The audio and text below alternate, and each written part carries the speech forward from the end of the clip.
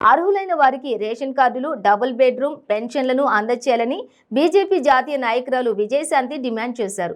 Quthbullapur municipal మైదానంలో ఏర్పాటు చేసిన బీజేపీ ఓబీసీ మోర్చా మహాధర్నాకు బీజేపీ జాతీయ కార్యవర్గ సభ్యురాలు విజయశాంతి, కుత్బుల్లాపూర్ మాజీ ఎమ్మెల్యే కూన శ్రీశైలం గౌడ్ హాజరయ్యారు. ఈ సందర్భంగా విజయశాంతి మాట్లాడుతూ అర్హులైన వారికి అందరికీ డబుల్ బెడ్రూమ్ ఇండ్లను, రేషన్ కార్డులను ఇవ్వాలని, వృద్ధాప్య పింఛన్లను, దివ్యాంగ పింఛన్లను, ఒంటరి మహిళలకు పెన్షన్లను వెంటనే కేటాయించాలని డిమాండ్ చేశారు.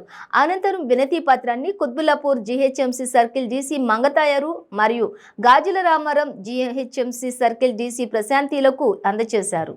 తీవ్రంగా ఇబ్బంది పడుతున్నారు. వందల भारतीय जनता पार्टी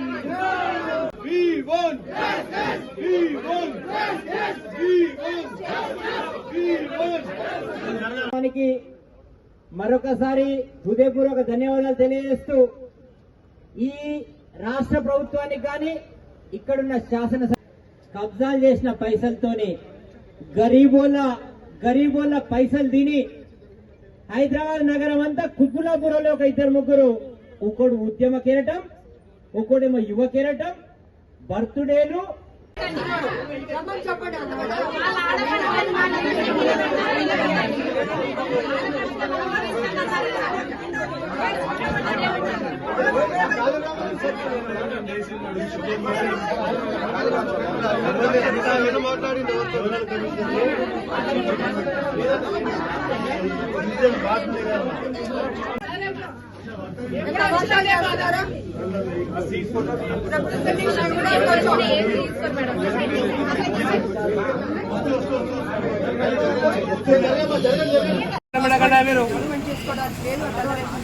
ఉన్నా కూడా, ఎందుకంటే ఆరోగ్యశ్రీ బిల్స్ అన్నది పెండింగ్ లో ఉంది. అది క్లియర్ చేయట్లేదు ఈ గవర్నమెంట్.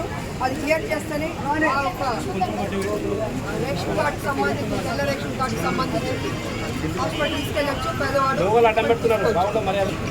ఏది సరిగ్గా జరగట్లేదు.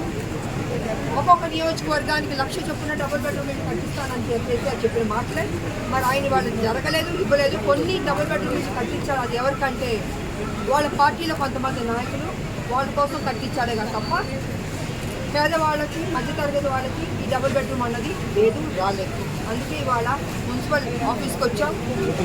ఆ అధికారిని మంగతాయారు గారు ఉన్నారు, ఎంతసేపు రాలేదు, రావాలి ఎక్కడో మీటింగ్ అన్నారు, వచ్చిన తర్వాత ఇస్తామని చెప్పాం.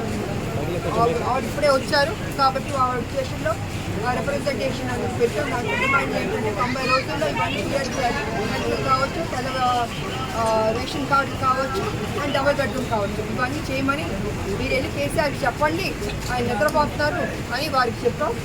సో 90 డేస్ వాళ్ళకి టైం ఇచ్చాం. చేస్తే సంతోషం, చేయకపోతే మళ్ళీ మేము పెద్ద ఎత్తున ఉద్యమం చేస్తామని మా ఓబీసీ తరఫున మీ అందరికీ తెలియజేస్తాం.